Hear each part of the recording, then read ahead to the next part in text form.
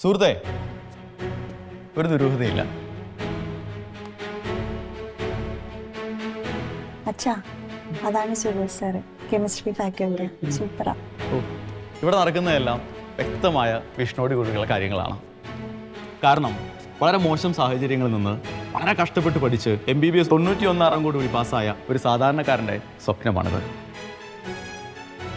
ആകെയുള്ള ഒരേ ഒരു യൂണിഫോം ഉണങ്ങി കിട്ടിയിട്ട് സ്കൂളിൽ പോകാൻ കാത്തു നിന്നിരുന്ന ഒരാൾക്ക് അയാളെ പോലെയുള്ള സാധാരണക്കാർക്കും അവരുടെ കുട്ടികൾക്കും വേണ്ടി എന്ത് ചെയ്യാൻ കഴിയുമെന്ന ചിന്തയിൽ നിന്നാണ് സൈലം ആരംഭിക്കുന്നത്. അതിനയാൾക്കൊപ്പം നിന്നത് അതേ ജീവിത സാഹചര്യങ്ങളിലൂടെ കടന്നു വന്ന ഒരു കൂട്ടം ആളുകളായിരുന്നു. അവരാണ് ഈ സ്ഥാപനത്തിൻ്റെ ഡയറക്ടേഴ്സ്. അവർക്കൊപ്പം എന്തിനും ഏതിനും തയ്യാറായി ഞാൻ ഉൾപ്പെടെയുള്ള ഒരു കൂട്ടം അധ്യാപകരും. അതാണ് സൈലം. അതാണ് ഞങ്ങളുടെ CEO ഡോക്ടർ അനന്തു.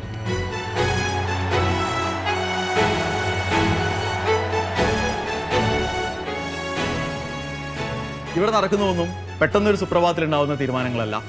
ഇന്നാട്ടിലെ പ്രീമിയം ഇൻസ്റ്റിറ്റ്യൂട്ടുകളിൽ നമ്മുടെ നാട്ടിലെ സമ്പന്നർ മാത്രം പഠിച്ചാൽ പോരാ എന്നും ഇവിടുത്തെ സാധാരണക്കാരായ കുട്ടികൾക്കും ഇതൊക്കെ സ്വപ്നം കാണാൻ കഴിയണമെന്നും അതിന് നമുക്ക് എന്ത് ചെയ്യാൻ കഴിയും എന്ന ചിന്തയിൽ നിന്നുമാണ് ഇവിടുത്തെ ഓരോ കോഴ്സും ഡിസൈൻ ചെയ്യപ്പെടുന്നത്.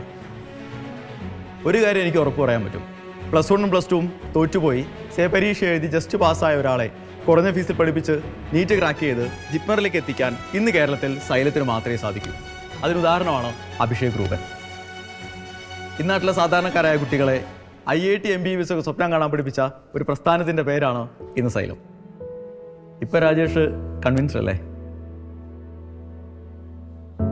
എൻ്റെ അപസർപ്പക ജീവിതത്തിൽ ആദ്യമായാണ് ഇത്രയും പോസിറ്റീവായ ഒരു മോട്ടീവ് കേൾക്കുന്നത്. അതെ സാർ, ഈ ട്വിസ്റ്റ് ഓക്കെ.